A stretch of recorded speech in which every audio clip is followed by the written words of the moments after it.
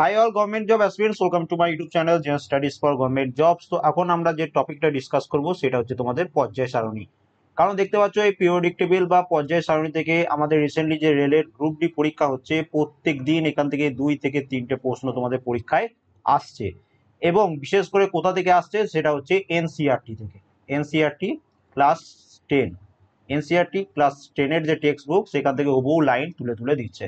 এবার আমাদের ওয়েস্ট বেঙ্গল বোর্ডের এনসিইআরটি বই নেই, তো এই যে টপিকটা করাচ্ছি এটা হচ্ছে তোমাদের ত্রিপুরা বোর্ড। তো ত্রিপুরা যে মাধ্যমিকের বোর্ড রয়েছে তারা এনসিইআরটি বইটাকে বাংলাতে ট্রান্সলেট করেছে, মানে ওই ইংলিশ ভার্সনটাই বেঙ্গলিতে। তো এই যে তোমরা নোটটা এখন পড়বে এটা পুরো এনসিইআরটির বই, মানে ইংলিশের যে ভার্সনটা লেখা রয়েছে সেটা দিয়ে বেঙ্গলি ভার্সন হচ্ছে এটা। কয়েকদিন আগে টেলিগ্রামে এটা পিডিএফও দিয়েছিলাম, আই হোপ তোমরা। তো এখন আমরা ডিসকাস করবো এটা। ওকে, তো সামনে তোমাদের যাদের পরীক্ষা রয়েছে রেলওয়ে গ্রুপ ডি পরীক্ষা, তো তোমরা যেটুকু তোমাদের জন্য দরকার সেইটুকু আমি তোমাদের এখানে পড়িয়ে দিচ্ছি। তোমরা সেই লাইনগুলো একটু পড়ে নাও, কারণ এত বড় চ্যাপ্টারটা তুমি একদিনে কমপ্লিট করতে পারবে না। তো যে টপিকগুলো তোমাদের, দেখো আমি তোমাদের যেহেতু 2018 সালে রেলওয়ে গ্রুপ ডিটা পড়িয়েছিলাম, তো সেখানে যে প্রশ্নগুলো এসেছিল, তার সাথে রিসেন্টলি তোমাদের আমি যেহেতু ডেলি অ্যানালাইসিস করছি, তো সেখানে যে টপিকগুলো থেকে তোমাদের প্রশ্নগুলো আসছে সেইগুলো আমি তোমাদের এখানে বলে দিচ্ছি। তো সবার প্রথম দেখবে আমাদের পিরিয়ডিক টেবিলে বর্তমানে কতগুলো মৌল রয়েছে, 118টি। ওকে, এই 118টি মৌলের মধ্যে হচ্ছে 94টি হচ্ছে প্রকৃতিতে পাওয়া যায়। টোটাল মৌল হচ্ছে 118, তার মধ্যে তোমাদের ন্যাচারালি পাওয়া যায় কতগুলো, 94। তাহলে এইটাও তোমাদের রিসেন্টলি গ্রুপ ডি পরীক্ষা এসেছিল যে কতগুলি প্রাকৃতিকগতভাবে পাওয়া যায়, 94। তাহলে বাকি কত পড়ে এলো, বাকি পড়ে এলো 24। তো মানে এগুলো কৃত্রিম ভাবে পাওয়া যায়। তো এইটাও তোমাদের গ্রুপ ডি পরীক্ষায় অলরেডি চলে এসছে। তাহলে এইটুকু তো আমরা এনসিইআরটি থেকে পেয়ে গেলাম। নেক্সট দেখো আমরা এবার যে পিরিয়ডিক টেবিল সেটা ক্লাসিফিকেশন কিভাবে হয়েছিল সেটা এখান থেকে পড়বো। তো এখানে সবার প্রথম যিনি এটার জন্য চেষ্টা করেছিলেন তিনি হচ্ছেন বিজ্ঞানী ডোবেরিনার। তো ডোবেরিয়ানের ট্রায়াল ল থেকে তোমাদের প্রত্যেক দিনই প্রশ্ন আসছে, তোমরা দেখতেও পাচ্ছ। তো এটাও তোমাদের পরীক্ষার জন্য কাজে লাগবে। তো ডোবেরিয়ানের ত্রয়ী সূত্র যেটা, সেটা সবার প্রথম পড়বো। দেখো 1817 সালে জার্মান রসায়নবিদ জোহান ডোবেনিয়ার তিনি সমধর্ম সম্পন্ন মৌলসমূহকে বিভিন্ন শ্রেণীতে শ্রেণীভুক্ত করার চেষ্টা করেন। প্রতিটিতে তিনি 3টি করে মৌল আছে এমন কিছু শ্রেণী তৈরি করেন। সেই জন্য এই শ্রেণীগুলোকে তিনি ত্রয়ী নাম দেন, মানে 3টে করে মৌল নিয়ে তিনি এটা বানিয়েছিলেন। এবার দেখো ডোবেরিয়ান দেখেছিলেন যে যে ত্রয়ীর 3টি মৌলকে যদি যদি ক্রমবর্ধমান তোমাদের পারমাণবিক গুরুত্ব অনুসারে সাজানো যায়, তাহলে মধ্যবর্তী মৌলের পারমাণবিক গুরুত্ব অপর দুটি মৌলের পারমাণবিক গুরুত্বের গড় মানের প্রায় সমান। 2018 সালে যে তোমাদের গ্রুপ ডি বলেছিল, ডাইরেক্ট এই তোমাদের স্টেটমেন্টটা দিয়ে দিয়েছিল, দিয়ে তারপর বলেছিল বলো এটা কার তোমাদের সূত্র। তো ডোবেরিয়ানের ত্রয়ী সূত্র। উদাহরণস্বরূপ ডোবেরিয়ান কি করেছিল, লিথিয়াম নিয়েছিল, সোডিয়াম নিয়েছিল এবং পটাশিয়াম। এদের তো একই রকমের পারমাণবিক তোমাদের ধর্ম রয়েছে। এবার কি রয়েছে, পারমাণবিক গুরুত্ব যথাক্রমে লিথিয়ামের হচ্ছে 6.9, সোডিয়ামের হচ্ছে তোমাদের 23.0 এবং তোমাদের পটাশিয়ামের তোমাদের পারমাণবিক গুরুত্ব হচ্ছে 39.0। এবার এখানে ডোবেরিয়ানের ত্রয়ী সূত্রতে কি বলছে, এই যে প্রথম মানে হচ্ছে লিথিয়াম এবং তার সাথে পটাশিয়াম, এই দুটোর যে গড় হবে সেইটা হবে মিডলের সমান। তো এই জন্য দেখো এইটা 6.9, তো এটা তুমি 7 ধরলে প্লাস তোমার 39, তাহলে কত হয়ে গেল, এটা বাই 2 মানে হচ্ছে 46/2 ইকুয়াল টু তুমি পেয়ে যাচ্ছ 23। তো দেখো সোডিয়ামে যে তোমাদের পারমাণবিক গুরুত্ব সেটা হয়ে যাচ্ছে তোমাদের এখানে 23। তো এটাই তিনি বোঝানোর চেষ্টা করেছিলেন। এখানে তিনি তার প্রথম সারণী দিয়েছিলেন। তো এরকম ভাবে তিনি এগুলোকে সাজিয়েছিলেন। এটা হচ্ছে তোমাদের পারমাণবিক গুরুত্ব দেওয়া রয়েছে এ শ্রেণী, এটা বি শ্রেণী এবং এটা সি শ্রেণী, এরকম ভাবে তিনি সাজিয়েছিলেন। নেক্সট দেখো এখানে তিনি, তোমরা মনে রাখবে যে ডোবেরিয়ান তিনি 3টি করে মৌল সমন্বিত এমন কিছু শ্রেণী নিচে দেওয়া রয়েছে এবং এই মৌলগুলোকে তিনি উপর থেকে নিচে ক্রমবর্ধমান পারমাণবিক গুরুত্ব অনুসারে সাজিয়েছিলেন। তো এটা মনে রাখবে।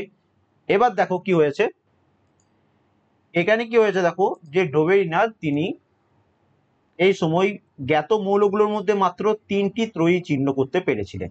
সেই জন্য ত্রয়ীর মাধ্যমে প্রাপ্ত শ্রেণীবিন্যাস এই পদ্ধতিকে সফল বলে গণ্য করেনি। কোনটা কোনটা, lithium, sodium, potassium, chlorine, bromine, iodine এবং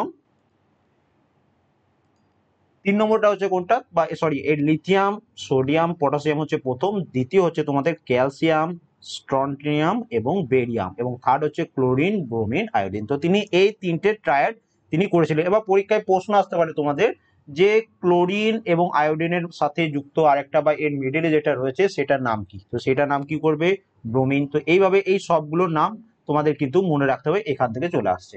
এবার ডোবেনিয়ার হয়ে গেল।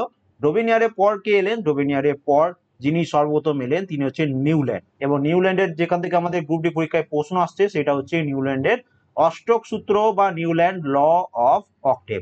তো এবার আমরা এটা পড়বো এখানে কি বলেছে। এবং এই যে নিউল্যান্ডের অষ্টসূত্র এটা হচ্ছে সব থেকে বেশি ইম্পর্টেন্ট, এখান থেকে প্রশ্ন অলরেডি এসছে এবং অলরেডি তোমাদের পড়ছে। এবার দেখো ডোবেরিয়ান প্রয়াস করেন যে রসায়নবিদকেও মৌলগুলোর ধর্মের সাথে এদের পারমাণবিক গুরুত্বের সম্পর্ক স্থাপন করতে উৎসাহ করেছিলেন। তোমাদের নিউল্যান্ড তিনি একজন ইংরেজ বিজ্ঞানী ছিলেন। তিনি 1866 সালে সেই সময় জ্ঞাত মৌলগুলোর পারমাণবিক গুরুত্বের ঊর্ধ্বক্রম অনুসারে সেটাকে সঞ্চয় করেছিলেন। এবং মনে রাখবে নিউল্যান্ডের যে সর্বনিম্ন পারমাণবিক গুরুত্ব বিশিষ্ট মৌল হচ্ছে হাইড্রোজেন, ক্রম দিয়ে তিনি শুরু করেন, এবং 56তম মৌল হচ্ছে থোরিয়াম। রিসেন্টলি তোমাদের গ্রুপ ডি পরীক্ষায় যেটা এসেছিল যে নিউল্যান্ডের অষ্টসূত্রের প্রথম মৌল কোনটা এবং লাস্ট মৌল হচ্ছে কোনটা। তো প্রথম কি হয়ে গেল? হাইড্রোজেন, এবং লাস্ট কি হয়ে যাচ্ছে? লাস্ট হচ্ছে তোমাদের থোরিয়াম। ওকে, এবার আরেকটা প্রশ্ন তোমাদের 2018 সালে একটা পরীক্ষা হয়েছিল অ্যাসিস্ট্যান্ট লোকো পাইলট ALP পরীক্ষা 2018 সালে। সেখানে এসেছিল যে নিউল্যান্ডের অষ্টক সূত্রে টোটাল কতগুলো এলিমেন্ট বা কতগুলো মৌল বর্তমান ছিল। তাহলে নিউল্যান্ডের অষ্টসূত্রে টোটাল 56টি মৌল বর্তমান ছিল। লাস্ট মৌল যেটা হচ্ছে সেটা হচ্ছে থোরিয়াম। তো এইগুলো তো আমরা এখানে শিখে গেলাম, অলরেডি তোমাদের ডেসক্রিপটিভ ক্লাসও করেছিলাম, কিন্তু পরীক্ষার আগে এই যে জিনিসগুলো তোমাকে চোখে রাখতে হবে সেগুলো এখানে। এবার আরেকটা তোমাদের যেটা আসতে পারে যে তিনি লক্ষ্য করেন, মনে হচ্ছে নিউল্যান্ড তিনি লক্ষ্য করেন যে প্রতিটি অষ্টম মৌলের ধর্মাবলী প্রথম মৌলের অনুরূপ। তিনি সেটাকে সঙ্গীতের অষ্টক স্বরের সাথে তুলনা করেছিলেন, সেই জন্য তিনি এটাকে নাম দিয়েছিলেন অষ্টক সূত্র। তাহলে তোমাদের যদি একটা স্টেটমেন্ট দিয়ে দেয়, মানে অষ্টক সূত্রটা দিয়ে দেয়, বলে এটা কার সূত্র, তো তুমি বলতে পারবে যে এটা নিউল্যান্ডের অষ্টক সূত্র। এবার দেখো নিউল্যান্ডের যে অষ্টকের মধ্যে লিথিয়াম এবং সোডিয়াম এদের ধর্মাবলী একই রকম ছিল। লিথিয়ামের পরবর্তী অষ্টম যে মৌল হচ্ছে সেটা হচ্ছে সোডিয়াম। এইভাবে বেরিলিয়ামের তোমাদের একই ধর্ম থাকে, এবং অষ্টম যেটা হচ্ছে ম্যাগনেসিয়াম। তোমাদের রিসেন্টলি দুদিন আগে যে তোমাদের গ্রুপ ডি পরীক্ষা হলো, যত সময় 25 তারিখ ও 26 তারিখে, এটা এসেছিল যে বেরিলিয়ামের সাথে বা পরবর্তী অষ্টম মৌল কোনটা ছিল, তো ম্যাগনেসিয়াম। তাহলে দেখতে পাচ্ছ একদম লাইন তুলে তুলে তোমাদের পরীক্ষায় দিচ্ছে। তো এগুলো যেগুলো বললাম সেগুলো মনে রাখবে। নেক্সট তোমাদের যেটা মনে রাখতে হবে সেটা হচ্ছে কি, তো সেটা হচ্ছে এখানে তোমরা দেখো, একটু দেখে নাও যে নিউল্যান্ডের যে অষ্টক সূত্র ছিল সেটা কেবলমাত্র ক্যালসিয়াম মৌল পর্যন্তই প্রযোজ্য ছিল। এরপরে যে মৌলগুলো সেগুলো কিন্তু প্রতি অষ্টম মৌলের সাথে তার প্রথম মৌলের ধর্ম প্রদর্শন করেনি। তো এটা লিমিট কতদূর পর্যন্ত? ক্যালসিয়াম পর্যন্ত। সামনে যাতে পরীক্ষা আছে তোমাদের কারো না কারো শিফটে আসবে। তো নিউল্যান্ডে এটা ধারণা করেছিলেন যে প্রকৃতিতে কেবলমাত্র 56টি মৌল বর্তমান, আর কোনো মৌল ভবিষ্যতে আবিষ্কৃত হবে না। কিন্তু পরবর্তীকালে আমরা দেখেছি টোটাল এখন পর্যন্ত 118টি মৌল আবিষ্কৃত হয়ে গেছে। তো এটা তখন পর্যন্ত আর হয়নি। নেক্সট তোমাদের এখানে আর একটা জিনিস যেটা মনে রাখতে হবে সেটা হচ্ছে তোমাদের রিসেন্টলি পরীক্ষায় যে প্রশ্নটা ছিল যে এগুলোর মধ্যে কোনটা নিউল্যান্ডের অক্টোব লয়ের সাথে মিল খাচ্ছে না। তো দেখবে তোমাদের নিউল্যান্ডের অক্টোব লয়ের সময় কি হয়েছিল? নোবেল গ্যাসগুলো আবিষ্কার ছিল না। তো এখানে মনে রাখবে নোবেল গ্যাসগুলো আবিষ্কারের পর এই অষ্টক সূত্রটি অপ্রাসঙ্গিক হয়ে পড়ে। তাহলে নোবেল গ্যাস তোমার তোমাদের নিউল্যান্ডের সময় আবিষ্কৃত হয়নি, পরবর্তীকালে হয়েছে। নেক্সট তোমাদের আরেকটা ছোট্ট বড় টপিক। এবার এখানে দেখো পরবর্তীকালে কি ঘটনাটা ঘটেছে সেটা হচ্ছে দেখো making order out of chaos Mendeleev periodic table. তো নিউল্যান্ডের অষ্টক সূত্রটি প্রত্যাখ্যানের পর অনেক বিজ্ঞানী মৌলসমূহের ধর্মাবলীর সাথে এদের পারমাণবিক গুরুত্বের সম্পর্কে খুঁজে বের করার সচেষ্ট হন। পরবর্তীকালে কি হয়? মৌলের শ্রেণীবিন্যাসকরণের প্রধান কৃতিত্বের অধিকারী ছিলেন একজন রসায়নবিদ ডিমিত্রি মেন্ডেলিভ। তো মেন্ডেলিভ থেকে অলরেডি তোমাদের পরীক্ষায় প্রচুর প্রশ্ন চলে এসছে এবং সামনেও আসবে, যেখানে মৌলগুলোকে এদের পারমাণবিক গুরুত্বের মতো মৌলিক ধর্মের ভিত্তিতে এবং রাসায়নিক ধর্মের সাদৃশ্যের ভিত্তিতে সাজানো হয়েছিল। তো কেমন ভাবে সাজিয়েছিল? মৌলিক ধর্মের ভিত্তিতে এবং রাসায়নিক ধর্মের ভিত্তিতে। এবার আমরা পড়বো মেন্ডেলিভ সম্পর্কে, যেগুলো তোমাদের কয়েকদিন আগে আমি ক্লাসও করিয়েছিলাম, তোমরা একবার দেখে নাও যে মেন্ডেলিভ যখন কাজ শুরু করে তখন তার জ্ঞাত মৌল ছিল 63টি। ওকে, তাহলে এইটা তোমাদের পরীক্ষায় প্রশ্ন আসা বাকি আছে যে মেন্ডেলিভ যখন কাজ শুরু করেন তখন কতগুলো মৌল জ্ঞাত ছিল? যে 63টি মৌল জ্ঞাত ছিল। তিনি মৌলসমূহের পারমাণবিক গুরুত্ব এবং এদের ভৌত এবং রাসায়নিক ধর্মসমূহের মধ্যে সম্পর্ক পর্যবেক্ষণ করেছিলেন। এবং রাসায়নিক ধর্মের মধ্যে মেন্ডেলিভ হাইড্রোজেন এবং অক্সিজেনের সাথে মৌলগুলো যে সমস্ত যৌগ গঠন করে তাদের উপর তিনি মনোনিবেশ করেছিলেন। এবং তিনি হাইড্রোজেন এবং অক্সিজেনের নির্বাচিত করেছিলেন কারণ এরা খুবই সক্রিয় এবং অধিকাংশ মৌলের সাথে এরা যৌগ গঠন করে। মৌল দ্বারা গঠিত হাইড্রাইড এবং অক্সাইড সমূহের সংকেতে মৌলগুলোর শ্রেণীবিন্যাসের ক্ষেত্রে একটি মৌলিক বৈশিষ্ট্য রূপে গণ্য হয়। তারপর তিনি 63টি কার্ড নিয়ে প্রতিটি কার্ডের মধ্যে একটি করে মৌলের বৈশিষ্ট্য লিখেছিলেন। তো এটা হয়ে গেল। এবার দেখো এখানে কি হচ্ছে, এই একই ধরনের ভৌত এবং রাসায়নিক ধর্মের মৌলগুলোর মধ্যে পর্যায়গত পুনরাবৃত্ত ঘটতে তিনি দেখেছিলেন। এর উপর ভিত্তি করে মেন্ডেলিভ তার পর্যায় সূত্র দিয়েছিলেন এবং যার বিবৃতি হচ্ছে যে মৌলগুলোর ধর্মসমূহ এদের পারমাণবিক গুরুত্বের পর্যায়গত আপেক্ষক এবং মেন্ডেলিভ তার যে পর্যায় সারণী তার বর্তমান উলম্ব সারিগুলোকে তিনি শ্রেণী বলেছিলেন এবং অনুভূমিক সারিগুলোকে তিনি পর্যায় বলেছিলেন। মানে এইরকম যে সারিগুলো রয়েছে সেইগুলোকে তিনি কি বলেছিলেন, তোমাদের পর্যায় বলেছিলেন, এবং উপর থেকে উলম্ব যেগুলো রয়েছে সেগুলোকে তিনি শ্রেণী বলেছিলেন। তো এইটা তোমাদের কয়েকদিন আগেও করিয়েছিলাম, আর একবার রিভিশন হয়ে গেল। এই যে তাহলে তোমাদের এখান থেকে মনে কি রাখতে হবে, এখান থেকে যে মনে রাখতে হবে যে তার সময় 63 মৌল জ্ঞাত ছিল। তিনি মৌলগুলোর ধর্মসমূহ এদের পারমাণবিক গুরুত্বের পর্যায় অপেক্ষা তিনি মানে ক্রমবর্ধমান বৃদ্ধির সাহায্যে তিনি এটাকে সাজিয়েছিলেন এবং তিনি উলম্ব সারিগুলোকে শ্রেণী বলতেন এবং অনুভূমিক সারিগুলোকে তিনি পর্যায় বলতেন। এবং এখানে দেখো এটা হচ্ছে মেন্ডেলিভের পর্যায় সারণী। তো এটা একটু দেখে নাও, মেন্ডেলিভের পর্যায় সারণীতে কতগুলো তোমার এখানে গ্রুপ ছিল, 8টি, এবং কতগুলো পর্যায় ছিল, প্রথম এটা, দ্বিতীয় এটা, তৃতীয়, চতুর্থ, পঞ্চম, ষষ্ঠ। তো এটা হচ্ছে তোমাদের মেন্ডেলিভের পর্যায় সারণী। এরপর আমরা চলে নেক্সট, তোমাদের এখান থেকে যে প্রশ্নটা পরীক্ষায় আসতে পারে যে দেখো মেন্ডেলিভের যে পর্যায় সারণী সেটা প্রকাশিত হয়েছিল 1872 সালে। কোথায় হয়েছিল? জার্মানের একটি বিজ্ঞান জার্নালে মেন্ডেলিভের পর্যায় সারণীটি প্রকাশ হয়েছিল। তো এটা পরীক্ষা আসতে পারে যে কত সালে তোমাদের একটা জার্নালে মেন্ডেলিভের পর্যায় সারণী প্রকাশ হয়েছিল। তাহলে 1872 সালে, এই সালটাকে তোমাকে মনে রাখতে হবে। এবার দেখো মেন্ডেলিভের পর্যায় সারণী যেটা হয়ে গেল, তার সময় মেন্ডেলিভ তার পর্যায় সারণীতে কয়েকটি ফাঁকা স্থান রেখেছিল। ওকে, সবার প্রথম তো পর্যায় সারণীটি তৈরি করার সময় ক্ষেত্রে মেন্ডেলিভ সামান্য উচ্চতর পারমাণবিক গুরুত্বের মূলকে সামান্য নিম্নতরের পারমাণবিক গুরুত্বের বৈশিষ্ট্য মৌলের পূর্বে স্থান দিতে বাধ্য হয়েছিল। কিন্তু মেন্ডেলিভ তার পর্যায় সারণীতে কয়েকটি ফাঁকা স্থান রেখেছিল। এই ফাঁকা স্থানগুলোকে ত্রুটি হিসেবে না দেখে মেন্ডেলিভ দৃঢ়তার সাথে কিছু মৌলের অস্তিত্বের ভবিষ্যৎবাণী করেছিল যেগুলো ওই সময় আবিষ্কৃত হয়নি। এবার এখান থেকে তোমাদের গ্রুপ ডি পরীক্ষায় প্রশ্ন এসছে। কি প্রশ্ন? এখান থেকে তোমাদের যে প্রশ্নটা এসছে যে তার সময় যেগুলো ফাঁকা ছিল, তো সেই জায়গায় তিনি সংস্কৃত সংখ্যা একা ব্যবহার করে ফাঁকা স্থানে মৌলগুলোর নামকরণ করেছিলেন। উদাহরণস্বরূপ তখন স্ক্যান্ডিয়াম, গ্যালিয়াম, জার্মেনিয়াম এগুলো আবিষ্কৃত হয়নি, এগুলো পরে আবিষ্কৃত হয়েছে। তো এইগুলোর জায়গায় এগুলো একই ধর্মসমূহ নাম দিয়েছিলেন। যেমন স্ক্যান্ডিয়াম এর নাম তিনি দিয়েছিলেন একা বোরন, গ্যালিয়াম এর নাম দেওয়া হয়েছিল একা অ্যালুমিনিয়াম এবং জার্মেনিয়াম এর নাম দেওয়া হয়েছিল একা সিলিকন। তাহলে তোমাদের পরীক্ষায় প্রশ্ন আসতে পারে যে মেন্ডেলিভের পর্যায় সারণীতে তোমাদের বোরনের কি নাম ছিল, বোরন বলছি, গ্যালিয়াম বা জার্মেনিয়াম কি নামে পরিচিত ছিল। তো এইরকম ভাবে প্রশ্নগুলো ঘুরে ফিরে আসতে পারে। তাহলে স্ক্যান্ডিয়াম ছিল তোমার একা বোরন, গ্যালিয়াম ছিল একা অ্যালুমিনিয়াম এবং জার্মেনিয়ামের নাম ছিল একা সিলিকন। তো এটা খুব ইম্পর্টেন্ট, অলরেডি তোমাদের 2018 গ্রুপ দিতে এসেছিল, আবার এখানেও কিন্তু পরীক্ষায় প্রশ্ন। নেক্সট তোমাদের পরীক্ষায় যেটা আসতে পারে এই লাইনটা দেখো যে অবশ্যই পর্যায় এক সেকেন্ড, এখানে দেখো অবশ্যই পর্যায় সারণীতে হাইড্রোজেনের জন্য কোনো নির্দিষ্ট স্থান দেওয়া যায়নি। এটাই ছিল মেন্ডেলিভের পর্যায় সারণীর প্রথম সীমাবদ্ধতা। তিনি তার সারণীতে হাইড্রোজেনের জন্য একটি সঠিক স্থান স্থির করতে পারেননি। এবং এখান থেকে তোমার আরেকটা প্রশ্ন আসতে পারে, সেটা হচ্ছে কি যে মেন্ডেলিভ যখন তিনি মৌলগুলোকে পর্যায়ের ভিত্তিতে শ্রেণীবিন্যাস করেছিলেন বা শ্রেণীবিন্যস্ত করেছিলেন, তার দীর্ঘ সময় পর আইসোটোপ আবিষ্কৃত হয়। কারণ মেন্ডেলিভের সময় আইসোটোপও আবিষ্কৃত ছিল না।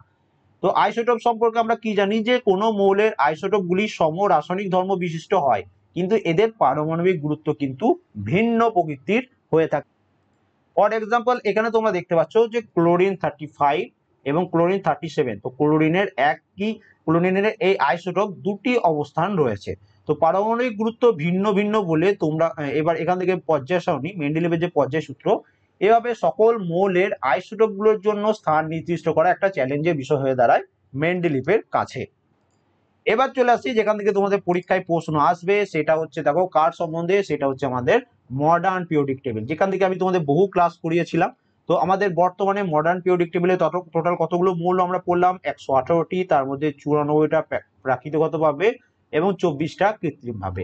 এবার দেখো কি হয়, 1913 সালে হেনরি মোজলে তোমাদের দেখেছিলেন যে পরমাণু ক্রমাঙ্ক কোনো মৌলের পারমাণবিক গুরুত্বের চেয়েও অধিকতর মৌলিক ধর্ম প্রকৃতির হয়ে থাকে।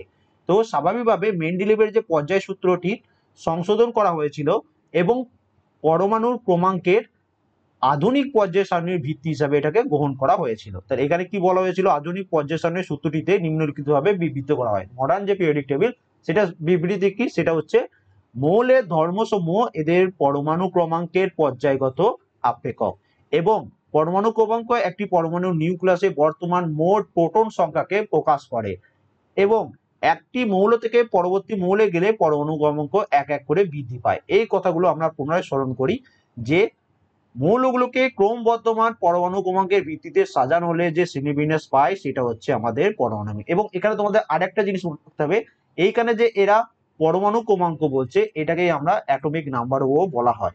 ওকে, অ্যাটমিক নাম্বার।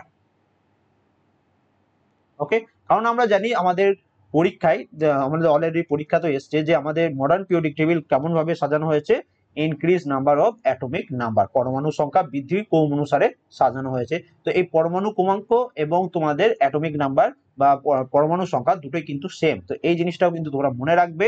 নেক্সট তোমাকে দেখো, নেক্সট তোমাদের যেটা মনে রাখতে হবে যে মডার্ন যে পিরিয়ডিক টেবিল আধুনিক পর্যায় সারণীতে 18টি রয়েছে উলম্ব সারণী, যেটাকে আমরা শ্রেণী বা ইংলিশে আমরা গ্রুপ বলে থাকি। অবশ্যই এটা মনে রাখবে, এখান থেকে পরীক্ষায় প্রশ্ন আসতে পারে। তারপরে দেখতে হবে যে তোমাদের দেখতে হবে যে এই সকল মৌলগুলোর সমান সংখ্যক যোজ্যতায় ইলেকট্রন রয়েছে। এইভাবে তোমরা দেখতে পাবে যে যে কোনো একটি শ্রেণীতে বর্তমান মৌলগুলোর সমান সংখ্যক যোজ্যতা ইলেকট্রন রয়েছে, মানে ভ্যালেন্স ইলেকট্রন যেটা মনে করো প্রথম গ্রুপ যেটা, সেখানে প্রত্যেকটার যে ভ্যালেন্স ইলেকট্রন সেগুলো সব সেম থাকে। এইটা তোমাদের পরীক্ষা আসবে। উদাহরণস্বরূপ ফ্লোরিন এবং ক্লোরিন এগুলো হচ্ছে 17তম বা হ্যালোজেন তোমাদের শ্রেণীর মধ্যে পড়ছে। কিন্তু এখানে আমরা বলতে পারি নেক্সট তোমাদের অলরেডি যেটা তোমাদের 2018 গ্রুপটিতে এসেছিল এবং এবারও তোমাদের আসবে যে আমাদের যে ইলেকট্রন ধারণ করতে পারে সেটা সূত্র কি। তো কোন কক্ষে কতগুলো ইলেকট্রন থাকতে পারে, কে কক্ষে কতগুলো ইলেকট্রন থাকতে পারে, এল কক্ষে কতগুলো ইলেকট্রন থাকতে পারে, এগুলো আমরা কিভাবে পালন করি। তো এটা যে ফর্মুলা সেটা হচ্ছে 2 × n²। n এর জায়গায় তুমি যদি 1 বসাও তাহলে 2 × 1² ইকুয়াল টু তুমি লিখতে পারো 2 × 1 = 2।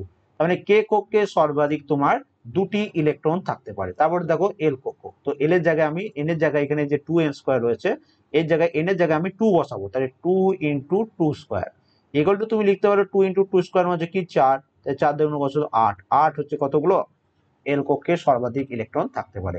এইভাবে মনে রাখবে আমাদের পর্যায় সারণী মানে মডার্ন পিরিয়ডিক টেবিলে প্রথম পর্যায়ে 2টি মৌল, দ্বিতীয় পর্যায়ে 8টি মৌল, তৃতীয় পর্যায়ে 8টি মৌল, চতুর্থ এবং পঞ্চম পর্যায়ে 18টি করে মৌল এবং ষষ্ঠ এবং সপ্তম পর্যায়ে 32টি করে মৌল রয়েছে। তো এটাও তোমাদের পরীক্ষা আসতে পারে যে বলবে বলো যে আমাদের চতুর্থ পর্যায়ে কতগুলো রয়েছে, পঞ্চম পর্যায়ে কত রয়েছে। তোমাকে কোশ্চেন এরকম ভাবে একদম যেহেতু লাইন বাই লাইন তুলে তুলে দিয়ে দিচ্ছে, তো এরকম ভাবে তোমাদের পরীক্ষায় প্রশ্ন আসতে পারে। নেক্সট দেখো এখানে তোমাদের এটা মনে রাখতে হবে যোজ্যতা বা ভ্যালেন্সি কাকে বলছে।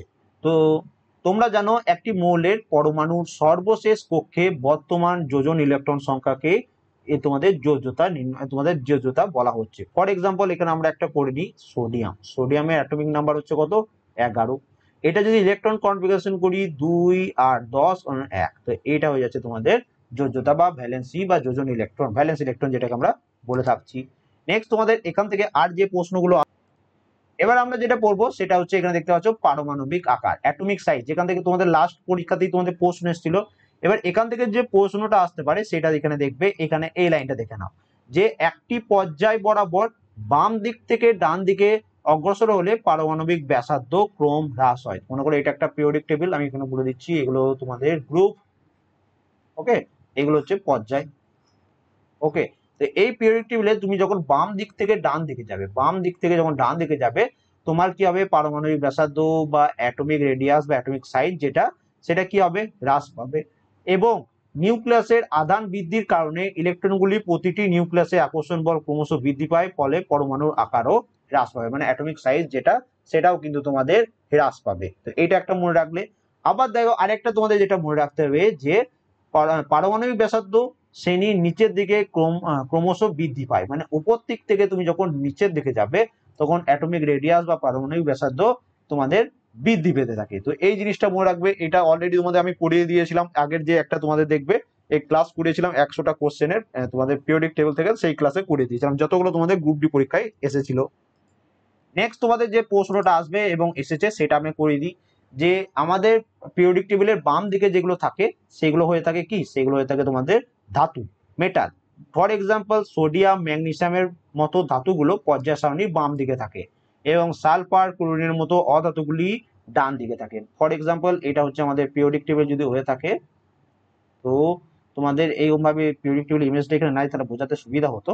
তো বাঁ দিকে যেগুলো থাকে এই পুরো এরকম গ্রুপ ভাবে যেগুলো থাকে বাঁ দিকে, পুরো একটা এরকম করে টেনে দিলাম মনে করো, তো বাঁ দিকের এরকম লাইন পর্যন্ত, তো এই দিকে যেগুলো থাকে সেগুলো সব ধাতু এবং এখানে থাকে মিডিলে থাকে কি তোমাদের মেটালয়েড বা ধাতু করবো, এবং ডান সাইডে থাকে অধাতু। তো সেটাই এখানে বোঝেছে যে ক্লোরিনের মতো অধাতুগুলো ডান দিকে পাওয়া যায় এবং মধ্যবর্তী স্থানে আমরা সিলিকন পাই, যা হচ্ছে ধাতু এবং অধাতুর বা ধাতু মানে ধাতু এবং অধাতু উভয় ধর্ম বর্তমান, যেটাকে আমরা ধাতুকল্প বা মেটালয়েড বলে থাকি। এবং এই লাইনটা মনে রাখবে, আধুনিক পর্যায় সারণীতে একটি আঁকা বাঁকা রেখা ধাতুগুলোকে অধাতু থেকে পৃথক করছে। এই যে জিগজ্যাগ লাইন বলা হয় এটাকে, ইংলিশে তুমি যদি পড়ো তো এটাকে ইংলিশে জিগজ্যাগ লাইন বলা হয়। এবং এখানে যেগুলো থাকে জিগজ্যাগ লাইন কোনটা, এই যে যেটা তোমাদের বোঝালাম, এখানে যেগুলো থাকছে সেগুলো হচ্ছে জিগজ্যাগ, যেগুলো তোমাদের ধাতুকল্প বা মেটালয়েড। এবং এই এই সেম 2018 গ্রুপ ডি পরীক্ষায় এসেছিল। এবং আরেকটা কিছু তোমরা এখানে দেখে রাখো, সেটা তোমাদের কাজে লাগবে, সব করিয়ে দিচ্ছি একসাথে তোমাদের। এখানে দেখো boron, silicon, germanium, arsenic, antimony, tellurium এবং পোলোনিয়াম, এগুলো সব হচ্ছে আমাদের ধাতুকল্প বা মেটালয়েড। তাহলে টোটাল কতগুলো হয়ে গেল, বোরন 2, 3, 4, 5, 6, 7, তাহলে আমাদের মডার্ন পিরিয়ডিক টেবিলে কতগুলো তোমাদের মেটালয়েড বা ধাতুকল্প রয়েছে, 7টি। সবারই শেষ ধাতুকল্প কোনটা, সবারই শেষ ধাতুকল্প হচ্ছে পোলোনিয়াম। এই দুটোই তোমাদের 2018 গ্রুপ ডি পরীক্ষাতে এসেছিল। তাহলে দেখতে পাচ্ছ হুবহু তোমাদের 2018তেও তোমাদের ওখান থেকে প্রশ্ন এসেছিল, মানে 2018 প্রিভিয়াস ইয়ার গুলো করলেও তোমাদের কিন্তু অনেকটা এনসিআরটি কমপ্লিট হয়ে যাচ্ছে। নেক্সট আরো কিছু তোমাদের একটু দেখে রাখো যেগুলো তোমাদের পরীক্ষায় আসতে পারে। এখানে দুটো লাইন দেখে নাও, এই দুটো লাইনও তোমাদের পরীক্ষার জন্য ইম্পর্টেন্ট। সেটা হচ্ছে কি, যে ধাতুগুলো যেহেতু ইলেকট্রন বর্জন করে, ফলে এরা হয়ে থাকে তড়িৎ ধনাত্মক, মানে হচ্ছে ইলেকট্রো পজিটিভ। ওকে, তো ধাতুগুলো ম্যাক্সিমাম ধাতু সব এরা ইলেকট্রন বর্জন করে, ফলে এগুলো হয়ে থাকে তড়িৎ ধনাত্মক। এবং আরেকটা তোমাদের পরীক্ষায় যেটা আসে সেটা একটু দেখে নাও এখানে, যেটা তোমাদের অলরেডি পরীক্ষায় এসছে, সেটা হচ্ছে এখানে দেখো,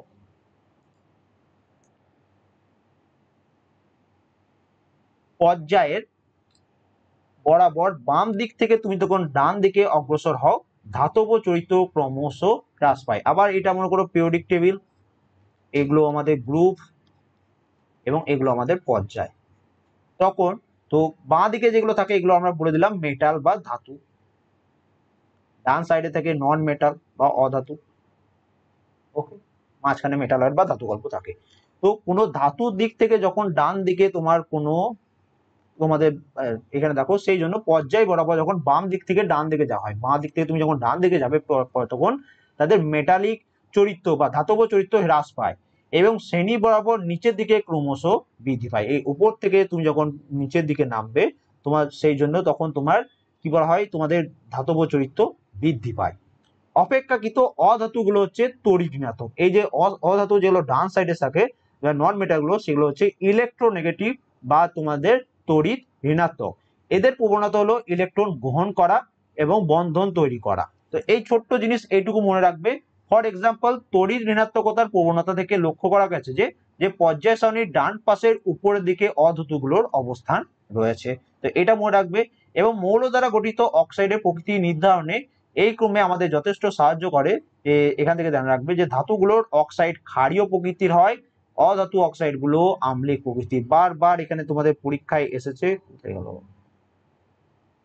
এখানে একটু এখানে দেখো, মেটাল বা ধাতু যেগুলো থাকে